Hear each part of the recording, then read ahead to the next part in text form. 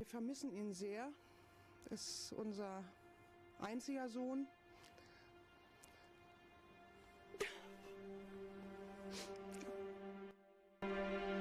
On July 8, 2014, security cameras captured 28-year-old Lars Mittank sprinting through a Bulgarian airport. He wasn't late for a flight, he was running for his life. But no one was chasing him.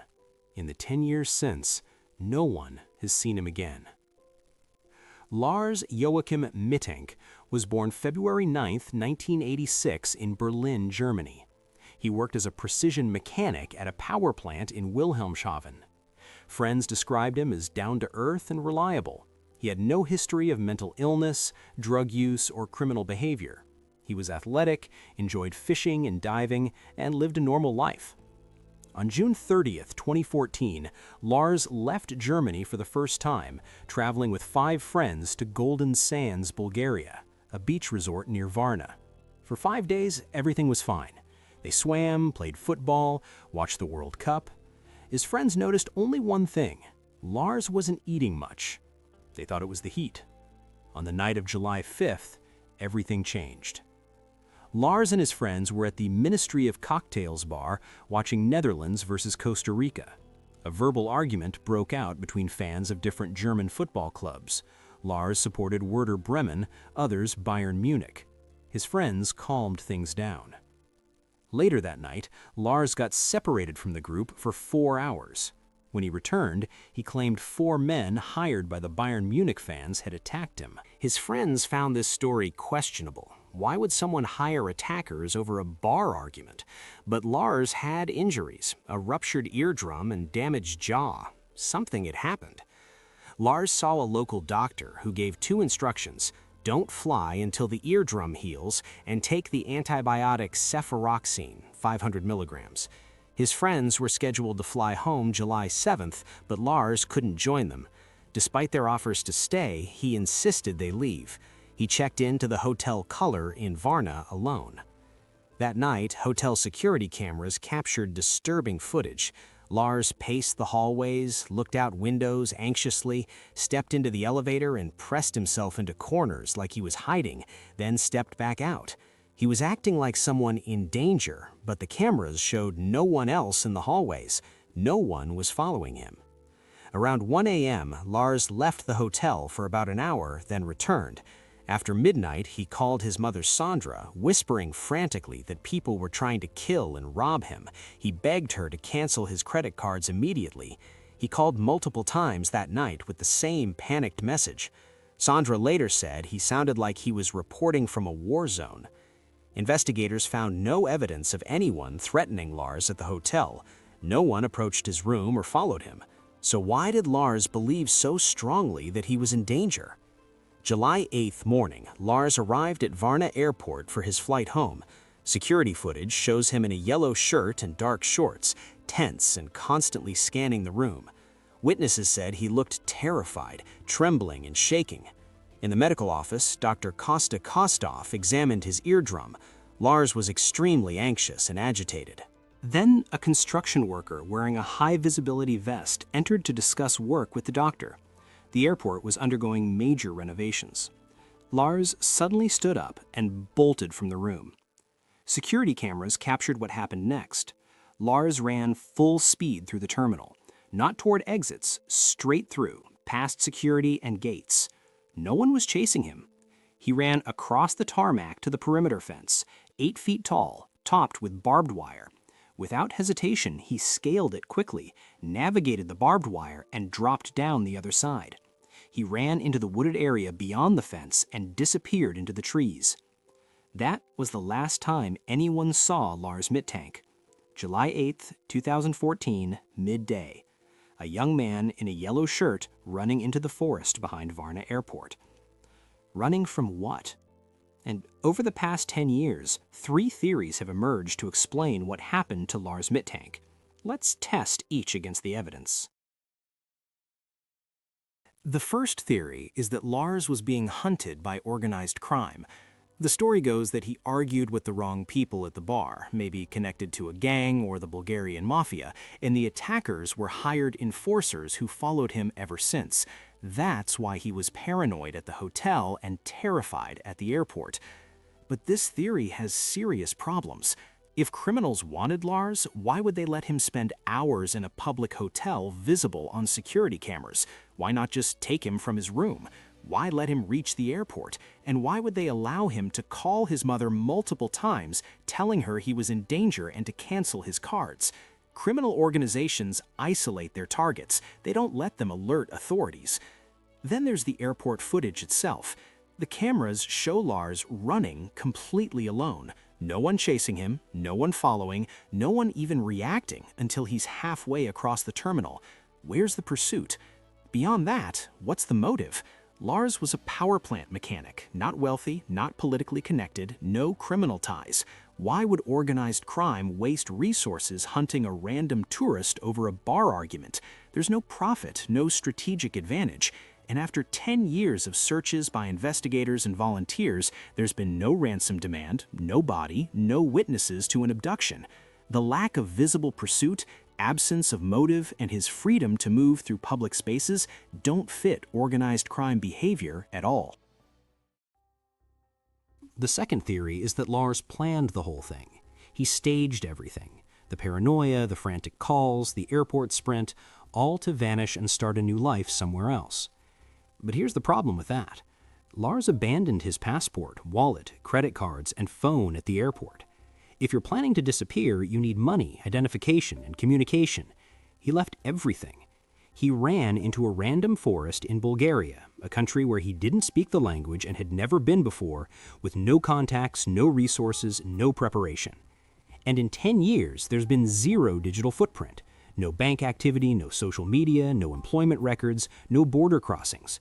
You can't survive a decade in modern Europe without leaving some trace, unless you're dead or unless you had extensive help, which contradicts the fact that he left with nothing. The timing doesn't fit either. The trip was last minute, no long-term planning, no suspicious pre-trip behavior, and the run itself was pure impulse. You don't stage a midday sprint through cameras over barbed wire into a forest if you're planning a strategic disappearance. This was someone running on pure instinct, not thinking about tomorrow, only about right now. The third theory is that Lars was working as a drug mule. He was smuggling drugs by swallowing balloons, and one ruptured inside his stomach, leaking drugs into his system. The paranoia was the drugs poisoning him, and he knew he was dying, so he ran. But when you understand what actually happens when a drug balloon ruptures, this theory falls apart. When a drug balloon breaks, death comes fast. Seizures, cardiac arrest, usually within 30 minutes to 2 hours. Even with medical intervention, survival is rare. But Lars was paranoid on July 7th and still functioning the morning of July 8th, walking into the airport, meeting a doctor, running at full speed, climbing a fence. That's not what a ruptured balloon looks like. If drugs were leaking into his system, he'd be seizing and collapsing, not sprinting. The symptoms don't match either. Cocaine or heroin overdoses cause physical symptoms like chest pain, breathing difficulty, seizures. Lars had psychological symptoms, delusions, paranoia, fear of being hunted. And why would a stable power plant mechanic with no criminal record, no drug history, and no financial desperation suddenly become a drug mule? Drug mules are recruited out of desperation or coercion. Lars fit neither profile. Finally, his behavior was all wrong for a smuggler. If you're a drug mule and something goes wrong, you stay invisible, you don't attract attention. Lars ran through an airport in broad daylight, past security, on camera, drawing maximum attention. That's the opposite of what even a panicked smuggler would do. Getting caught means prison and retaliation.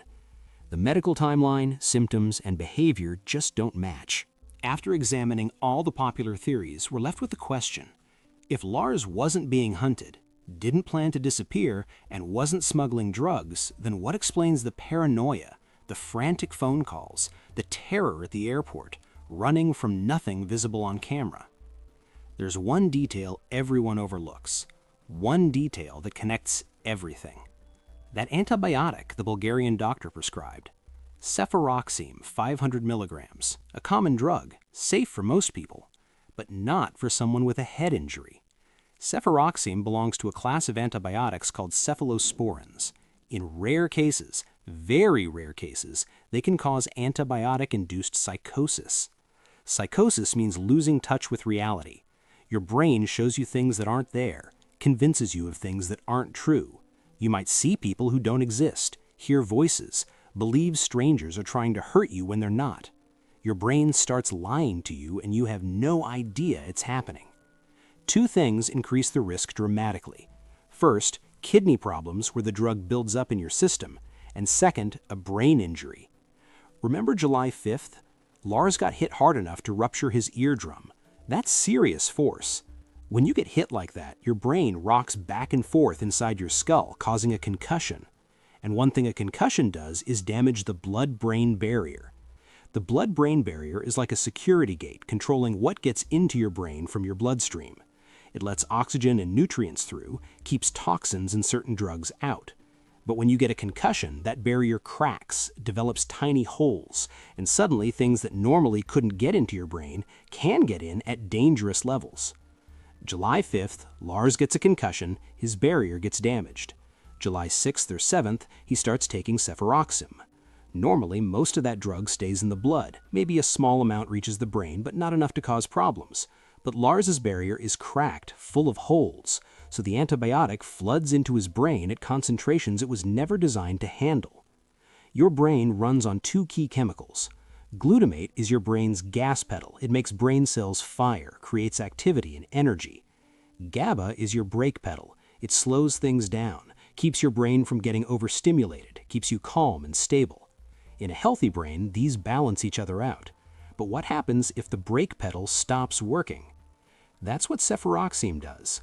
The drug's molecular structure looks similar to GABA, similar enough to attach to the same receptors.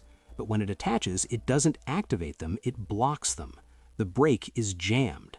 Now your brain has no way to slow itself down. The gas pedal keeps working, neurons keep firing faster and faster. When your brain is in this hyper-excitable state, specific things happen.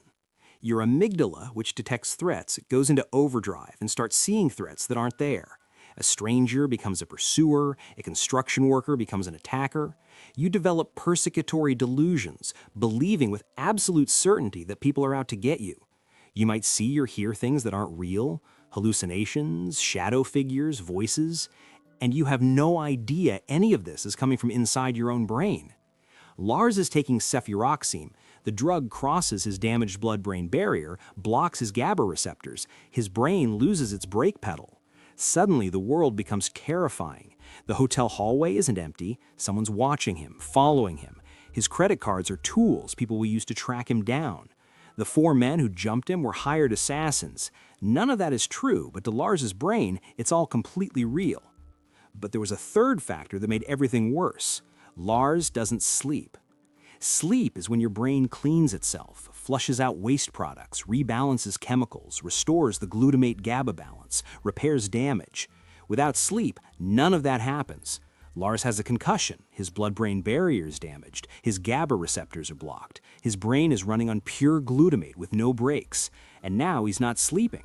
The waste products keep building up, the chemical imbalance gets worse. Sleep deprivation alone can cause hallucinations, but Lars is sleep-deprived with a concussion and a neurotoxic drug in his system. Three things at once, a perfect storm.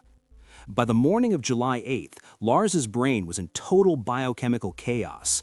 GABA system blocked, blood-brain barrier compromised, waste systems overloaded, threat detection in overdrive. He wasn't thinking clearly, he wasn't making rational decisions. He was in acute delirium. And that's the state he was in when he walked into Varna Airport. Your brain has different levels. The outer cortex is where you think logically, make plans, analyze situations. But deeper inside is the lizard brain, the ancient parts that evolved for survival. This part doesn't think, it reacts.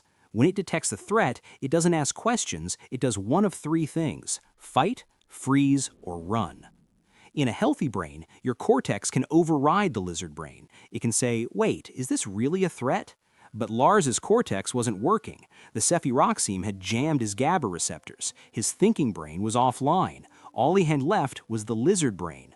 And when that construction worker in the high-visibility vest walked into the room, threat detected. No time to think, just run. That's why he bolted, why he sprinted through the terminal, why he climbed an 8-foot barbed wire fence. His brain wasn't showing him a construction worker, it was showing him a threat, pure survival instinct. And when your lizard brain takes over, your body releases massive amounts of adrenaline, giving you temporary superhuman abilities, removing your body's safety limits. That's how Lars climbed that fence. But adrenaline burns through your energy reserves fast, and when it wears off, you crash. Lars is in the forest now. Dense trees, hills, no trails, no water. Here's what likely happened. The adrenaline fades, his energy crashes, his muscles fail. He slows, stumbles, the dehydration worsens. He's been sweating heavily, losing fluids fast. Without water in July heat, dehydration becomes critical within hours. Confusion gets worse, coordination fails. After examining all the evidence, I can confidently say that Lars Mittank experienced a biochemical fugue state, a catastrophic collapse of his cognitive function caused by 3 factors working together. A concussion from the assault on July 5th that damaged his blood-brain barrier, cefuroxime, a cephalosporin antibiotic that crossed that damaged barrier and blocked his GABA receptors, and severe sleep deprivation that prevented his brain from recovering and worsened the chemical imbalance. This combination turned his brain into a threat detection system with no off switch. His amygdala became hyperactive, neutral situations felt dangerous, strangers looked like enemies. A construction worker in a vest became a lethal threat. He wasn't running from real people, he was running from what his malfunctioning brain was showing him. And once he entered that forest, exhausted, dehydrated, and still delusional, his chances of survival dropped to nearly 0. This verdict is supported by medical literature on antibiotic-induced psychosis, the documented timeline of his symptoms, and the specific type of paranoia matching GABA antagonism. It's further supported by the complete absence of evidence for crime, voluntary disappearance, or drug smuggling. Based on the evidence, we assess this explanation as highly probable. Not certain, because we don't have his body, we can't perform an autopsy, and we can't test his blood, but everything we can see, everything we can measure points to the same conclusion. This was a medical emergency, not a mystery. Lars Mittank didn't plan to disappear, he didn't have enemies hunting him, he wasn't involved in crime. He was a 28-year-old tourist who got hurt, took the wrong medication at the wrong time, and paid for it with his life. There are still gaps, things we can't answer with certainty. We don't know the exact details of the July 5th assault. We don't know if Lars had pre-existing kidney issues. We don't know his exact dosage schedule, and we don't know where in that forest he collapsed. And here's the hardest question. Could he have been saved if someone had recognized what was happening? If the airport doctor had known about antibiotic-induced psychosis? If hotel staff had called for psychiatric help? If his friends had known about the risks after a head injury? We'll never know, but it's worth asking. The human brain is an incredible machine. It controls everything we think, feel, and do, but it's also fragile, more fragile than we like to admit. This case remains open. Investigators still accept tips. If you have information, if you were in that area in July 2014, or if you saw anything, contact the authorities. But based on everything we know, the medical evidence, the timeline, and the science, this is what happened. And the lesson is this: without GABA, without that brake pedal, the human mind can drive itself into a void from which there is no return.